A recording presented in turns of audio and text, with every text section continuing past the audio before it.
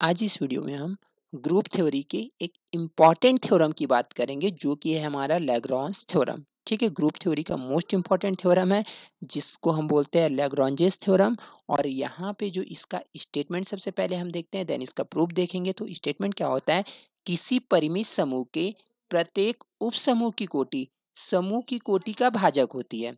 ठीक है, अब देखिए यहाँ पे सबसे पहला एक वर्ड है यहाँ पे परिमित समूह और उसके बाद उसका उप समूह। ठीक है, तो देखिए मान लीजिए जी एक समूह है। अब जी समूह है तो जी जो है समूह की पूरी प्रॉपर्टी को सेटिस्फाई करेगा। मतलब जी जो होगा संवरक भी होगा, साहचर्य भी होगा, तत्समक अवयव भी रखेगा और व्युत्क्रम अवयव भी रखेगा। ठीक है, मान लीजिए जी यहाँ पे क्या है, 1 2 3 4 5 6। ठीक है, तो यहाँ पे मान लीजिए जी एक सेट है जो कि एक समूह है, 1 2 3 4 5 6।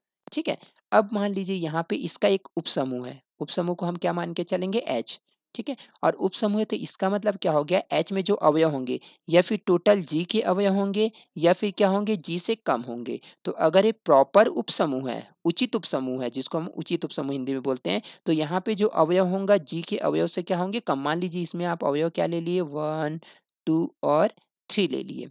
ठीक है, तो देखिए यहाँ पे हम बोल सकते हैं एच जो है जी का उपसमूह। कब, जब एच सेल्फ भी एक समूह होगा। मतलब एच भी जो होगा समूह की प्रॉपर्टी को सेटिस्फाई करना चाहिए। मतलब एच भी संवरक होगा, संवरक होगा, साहचर्य होगा, तत्समक अवयव रखेगा और व्युत्क्रम अवयव को भी रखेगा। अब यहाँ पे ऑर्डर की बात करें, अब देखिए यहाँ पे जी में अवयव की संख्या सीमित है, मतलब एक परिमित समूह है। परिमित समूह है। अब इसकी ऑर्डर की बात करें तो यहाँ पे नंबर ऑफ अवयव 1 2 3 4 5 6, टोटल 6 अवयव हैं।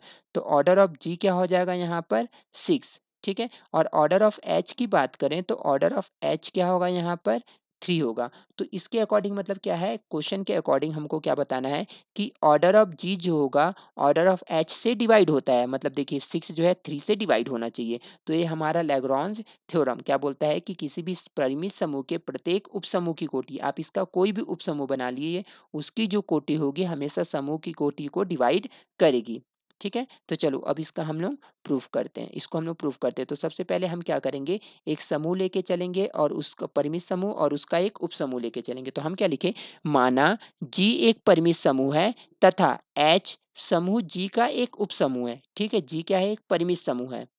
मतलब जी में अवयव की संख्या परिमित होगी तथा एच जी का ही एक उपसमूह है। इसका मतलब जी में भी एच में भी अवयव की संख्या सीमित होगी। क्यों, क्योंकि जब जी में अवयव की संख्या सीमित है और एच जो है जी का ही उपसमूह है तो एच में भी ऑब्वियसली पर अवयव की संख्या क्या होगी, सीमित। ठीक है, तो अब क्या मान लिया, ऑर्डर ऑफ जी क्या मान लिया, एन। तब मैं ऑर्डर ऑफ एच को एम मान लिया। मैं क्या मान लिया कि जो जी है, समूह जी है, उसमें अवयव की संख्या एन है तथा जो उपसमूह एच है जी का, उसमें अवयव की संख्या m है। तो इसका मतलब हमको कंफर्म पता चल गया m की वैल्यू जो होगी n से छोटी होगी। क्यों, क्योंकि g जो h जो है g का उपसमूह है। तो इसका मतलब h में जो है अवयव की संख्या g से कम होगी। अब हमको सिद्ध क्या करना है कि m जो समूह है, ठीक है, समूह की कोटि n है और उपसमूह की कोटि है m।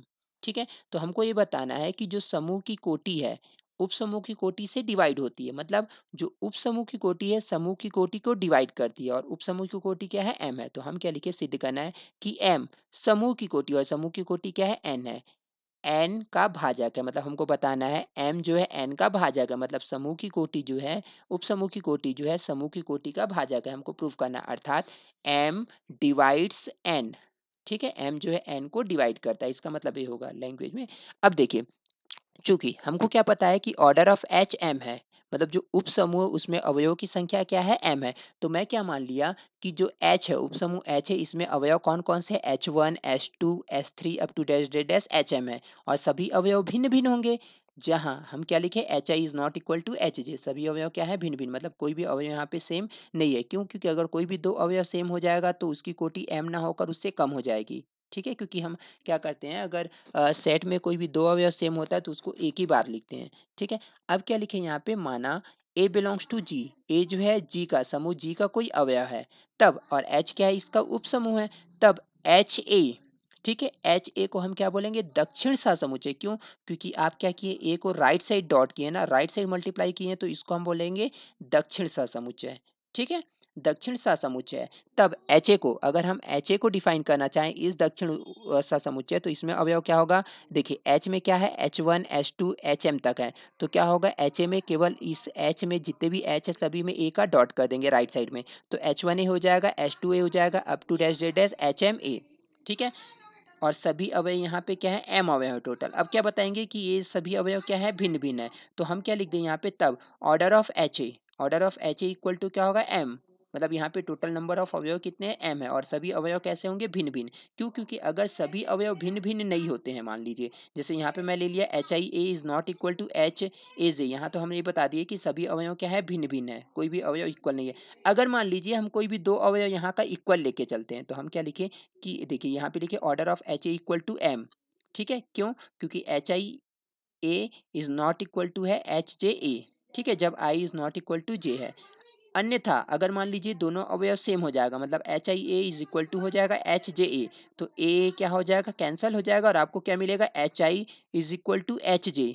ठीक है, जो कि कॉन्ट्राडिक्शन है। क्यों? क्योंकि हम यहाँ पे मान के चले हैं कि जो एच है उसमें सभी अवयव क्या है, भिन्न भिन्न है, और अगर हम इस राइट कोसेट मतलब दक्षिण सहसमुच्चय को कोई भी दो अवयव को इक्वल लेके चल रहे हैं, तो यहाँ के भी दो अवयव इक्वल हो जा रहे हैं, जो कि पॉसिबल नहीं है। इसका मतलब हमको पता चल गया इस एच ए में जो अवयव m अवयव हैं, सभी अवयव क्या है, भिन्न भिन्न है। तो एच ए की कोटि आपको क्या मिल गई, यहाँ पर m मिल गई। ठीक है, तो हम क्या लिखे, अतः एच ए में m भिन्न भिन्न अवयव अंतर्विष्ट हैं। ठीक है, अब अगर देखिए यहाँ पे ये तो हम एच ए, ठीक है, एच ए इसका कोई पर्टिकुलर दक्षिण सहसमुच्चय लेके चले। ठीक है, अब मान लीजिए यहाँ पे कि दक्षिण सहसमुच्चय जो आपका यहाँ पर जी है, जी के कुल दक्षिण समुच्चयों की संख्या k है, मान लीजिए जी के कुल दक्षिण समुच्चयों की क्या संख्या क्या है, k है। तो देखिए पहला दक्षिण समुच्चय जी का क्या बनेगा, HA1, दूसरा बनेगा HA2 up to dash dash dash HAI, फिर ऐसे ही HAJ up to dash dash HAK होगा। और देखिए यहाँ पे दक्षिण समुच्चय में अवयव कितना है, m है, m है, तो प्रत्येक यहाँ पे जितने भी दक्षिण सहसमुच्चय बनेंगे सभी में अवयव की संख्या क्या होगी, m होगी, और सभी में जो अवयव होंगे भिन्न भिन्न होंगे। ठीक है, तो हम क्या लिखें यहाँ पर, चूंकि ए जी में स्वैच्छ अवयव है, ए जो है जी में स्वैच्छ अवयव है, अतः जी में एच के प्रत्येक दक्षिण सहसमुच्चय में m भिन्न भिन्न अवयव होंगे। टोटल दक्षिण सहसमुच्चयों की संख्या कितनी है, जी के दक्षिण सहसमुच्चयों की संख्या k है। और क्या मान लिए कि प्रत्येक दक्षिण सहसमुच्चय यहाँ पे जो है, वहाँ पे जो है अवयव m होंगे, और सभी m अवयव भिन्न भिन्न होगा। मतलब क्या होगा, HA1 में भी m अवयव होगा, HA2 में भी m अवयव होगा, और सभी अवयव भिन्न भिन्न होंगे। HAI में भी m अवयव होगा, सभी अवयव भिन्न भिन्न होगा।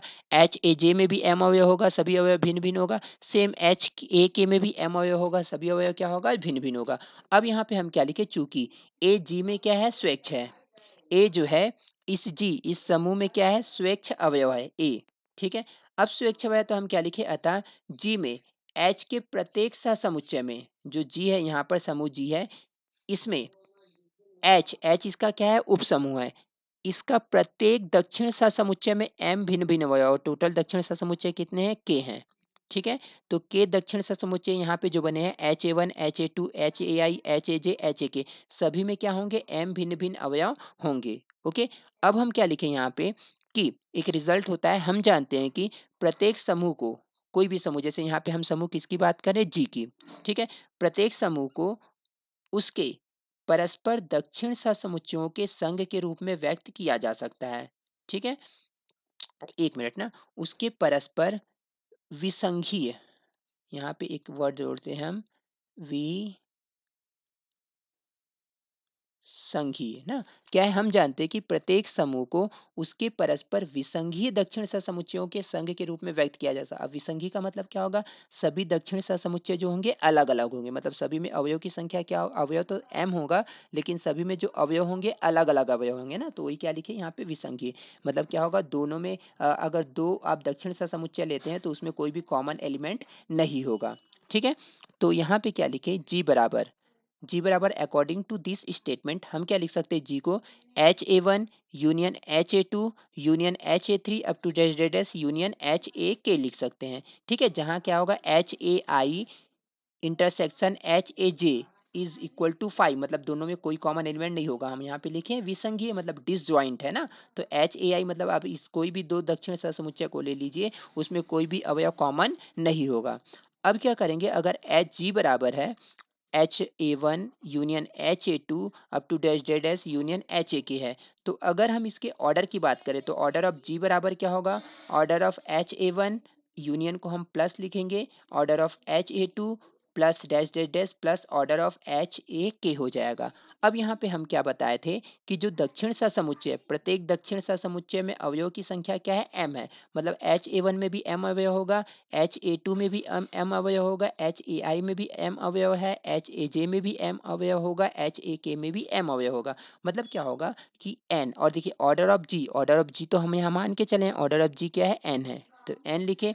ऑर्डर ऑफ HA1, HA1 में कितने अवयव हैं, m, तो ऑर्डर ऑफ HA1 भी क्या होगा, m होगा।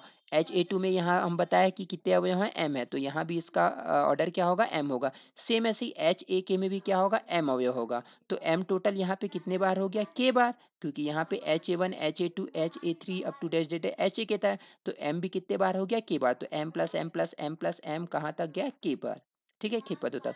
अब देखिए यहाँ पे जब 2 बार हम m को जोड़ेंगे तो 2m आएगा, 3 बार जोड़ेंगे तो 3m आएगा, 4 बार जोड़ेंगे तो 4m आएगा, 5 बार जोड़ेंगे तो 5m आएगा। ऐसे ही k बार अगर जोड़ेंगे तो कितना आएगा, mk या km आएगा, ठीक है। अब देखिए यहाँ पे आपको क्या मिला, यहाँ पर n बराबर m k, अगर n बराबर m k है तो इस m को यहाँ पे अगर लेके जाएंगे तो n अपॉन में m बराबर क्या मिल गया, k, मतलब क्या है कि n को m से डिवाइड करने पर हमको कोई वैल्यू प्राप्त होती, मतलब क्या है, हम सिंपल बोल सके तो क्या बोलते हैं कि n जो है m से डिवाइड होता है ना, n जो है m से डिवाइड होता है, या फिर बोल सकते हैं m जो है n को डिवाइड करता है, ठीक है। और n यहाँ पे क्या है, ऑर्डर ऑफ G, n जो है समूह की कोटि है, समूह का ऑर्डर है, और m जो है एच का ऑर्डर है, मतलब उप समूह की कोटि है। मतलब यहाँ से हमको पता चल गया कि जो समूह की कोटि होती है उप समूह की कोटि से डिवाइड होती है, या फिर बोल सकते हैं हम कि प्रत्येक उप समूह की कोटि समूह की कोटि को डिवाइड करती है, ठीक है। तो हम यहाँ पे क्या लिखे, देखिए हम यहाँ पे क्या लिखे कि m डिवाइड n, मतलब m जो है n को डिवाइड करता है, m क्या है, h का ऑर्डर है, n क्या है, g का ऑर्डर है, मतलब क्या है, ऑर्डर ऑफ g जो है ऑर्डर ऑफ h से डिवाइड होता है, या फिर बोल सकते हैं ऑर्डर ऑफ h जो है ऑर्डर ऑफ g को डिवाइड करता है, अर्थात ऑर्डर ऑफ h मतलब समूह की जो कोटि है, उप समूह की जो कोटि है समूह की कोटि का भाजक है। तो इस तरह से हमारा ये थ्योरम प्रूफ होता है, और मोस्ट इंपॉर्टेंट थ्योरम है ग्रुप थ्योरी का। Okay, thank you.